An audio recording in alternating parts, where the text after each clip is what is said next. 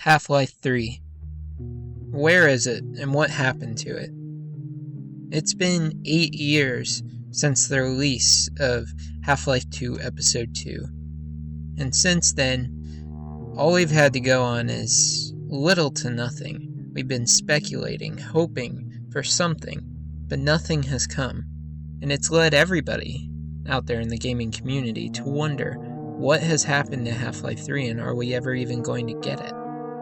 This video is going to summarize up what has happened so far, what we've heard, and what this could possibly mean for Half-Life 3. My theory as to what has happened to it and where it could be right now in terms of development.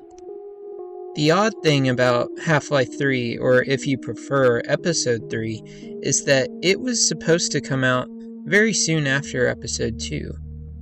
When Valve started doing its episodic format for the Half-Life series, it ended up stating that they were going to release episodes every 6 to 8 months, and this followed with Episode 2 the next year in 2007, October. The game released, and fans expected Episode 3 6 to 8 months later, but once that time passed, nothing appeared. The only thing we got was a brief snippet of concept art from Games Radar for Episode 3 back in November of 2007, just 1 month after Episode 2 released. This concept art confirmed everybody's suspicions about the plot of Episode 3. Based on the way Episode 2 ended, Gordon and Alex were going to head to the Arctic to find the remains of the Borealis and try to use it or destroy it, whichever the case may be. The concept art confirmed that this would be taking place in the Arctic, and it was only double confirmed in July of 2008 when even more concept art was revealed by Games Radar. More concept art of it taking place in the Arctic, and it included some shots of advisors as well, and the Borealis. In an interview during October of that same year, Valve employee Doug Lombardi said that an announcement of Episode 3 will take place during the end of the year. He also mentioned an interesting snippet that the distance between Episode 2 and Episode 3 would be longer than the distance between the current 3 Half-Life 2 games, confirming the suspicion in everybody's minds that the release was still far off. For the next 3 years, almost nothing came out about Half-Life 3. Whenever asked about it, multiple Valve employees stated that they had nothing to say about it or couldn't give news at this time, and they were sorry for making the fans wait. Gabe Newell was included in this list of responses. Then, in 2011, April 19th, Portal 2 came out, and with its release came the news that Valve was done with single-player games. This led everyone to believe that they were done strictly with doing single-player games, but this isn't what they meant by that. Their specific comment was that Portal 2 would probably be Valve's last game with an isolated single-player experience, and Gabe Newell stated in a May interview that what they meant by this is that it's probably going to be the last game in which Valve does strictly single-player. This means that if they release a single-player game in the future, it's going to have some kind of multiplayer social experience integrated with it, as Gabe Newell feels that it's better that way. In another interview later that month, Gabe Newell stated that Valve is done with the episodic model as we know it.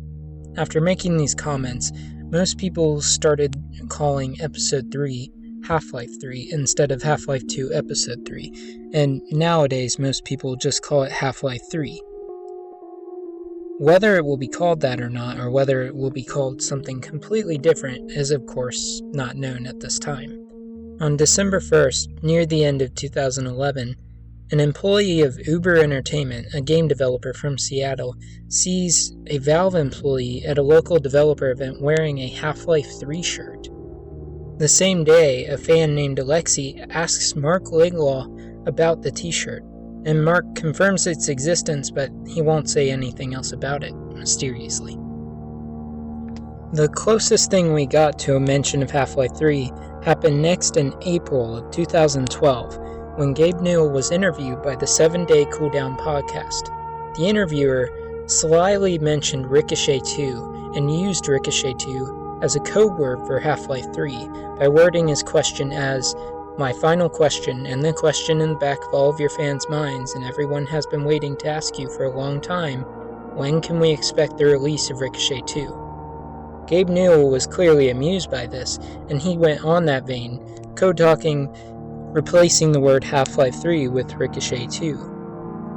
Gabe Newell's response was, "In terms of Ricochet 2, we always have this problem that when we talk about things too far in advance, we end up changing our minds as we're going through and developing stuff. So as we're thinking through the giant story arc, which is Ricochet 2, unquote, which by the way, Ricochet 2 does not have a giant story arc, quote, you might get to a point where you're saying something is surprising us in a positive way, and something is surprising us in a negative way.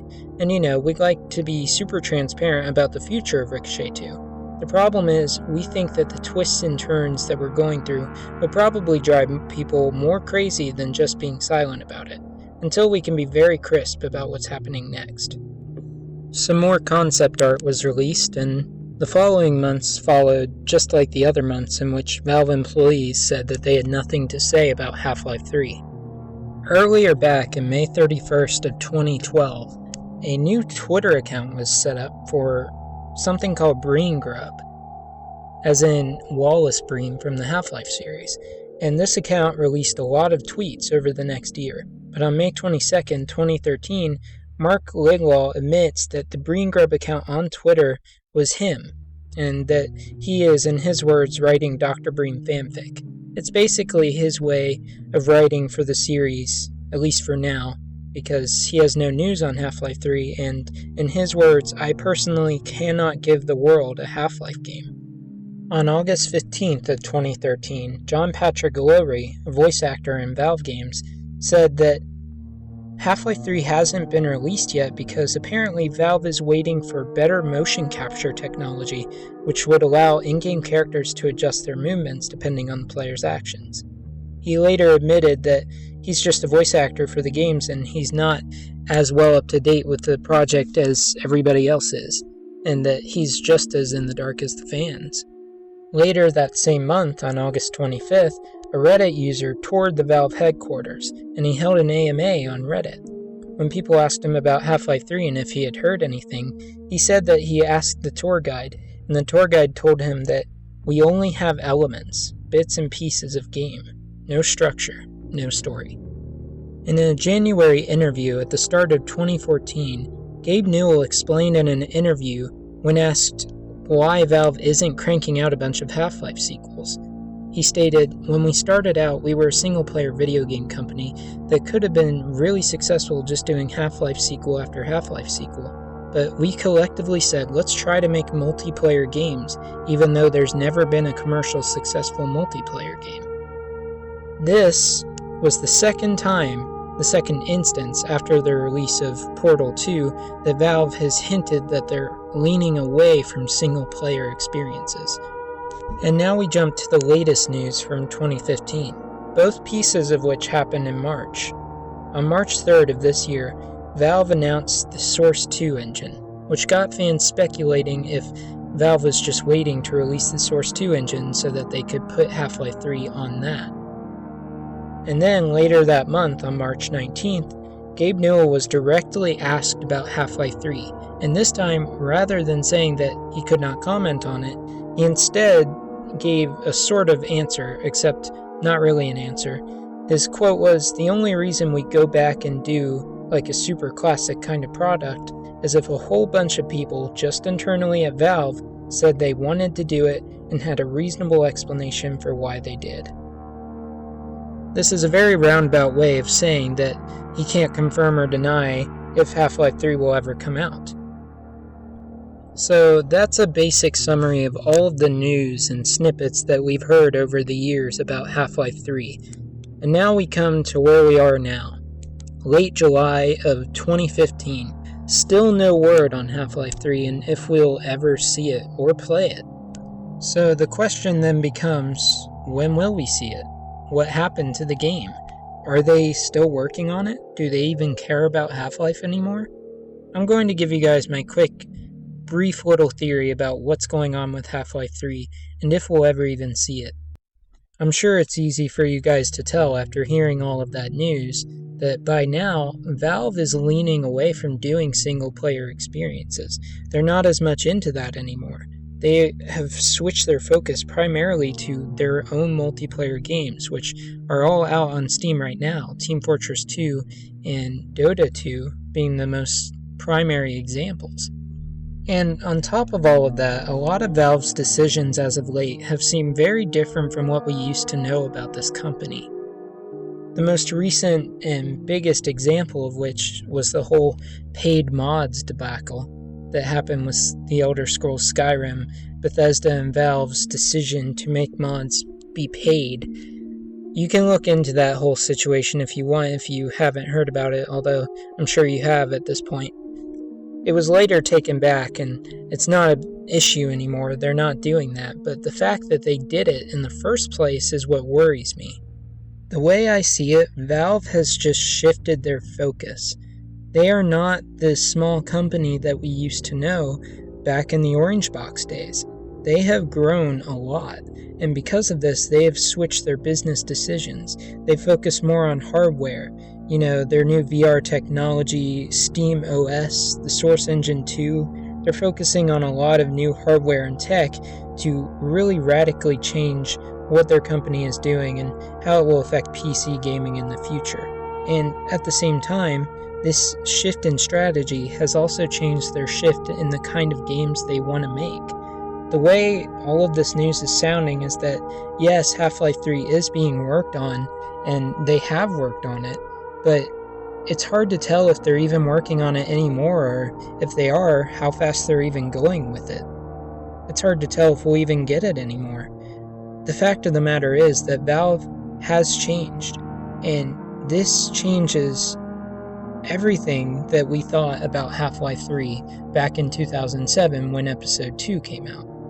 Because of this, it's my belief that we might never get Half-Life 3, or if we do, it's not going to be in the way that we expect. Do you know what I mean? I don't mean to be a pessimist or anything. It's just I've been one of those hopefuls over all of these years, and lately, with all of this news, everything that Valve has done and said, and all of their actions of late, some of which I really don't agree with, I'm starting to lose my hope that Half-Life 3 will ever come out. At this point, it might be better that we just get some mod from someone in the Steam community, some really well-made mod. It would be better than nothing at this point. For now, I'm just going to go with the fact that I think Half-Life 3 is not going to come out, and until Valve proves otherwise, or changes my view of them, this is just how my thinking is going to be. And I know that's kind of a downer, and you guys can provide your own theories as well as to what's going on with Half-Life 3. But with all of the decisions they've made, all of the switches in business strategy over the years, and also some of the latest things they've been working on, it seems like they're either not going to make Half-Life 3 or they just can't decide what they want to do with it. And from their shoes, I can kind of understand in one way the fact that Half-Life 3 has built up so much hype, so much excitement in the fan base. It's possible that they're worried about what will happen when they release it. So much expectation and hype has gone behind this game, so they want to possibly live up to that expectation when they release the game. And living up to that huge amount of expectation cannot be easy. Of course, I don't think that this is the reason we haven't seen Half-Life 3, although I do think it's a part of it, but it's not the primary reason. It's a lot of pressure, to be sure, but too much other stuff is happening as well.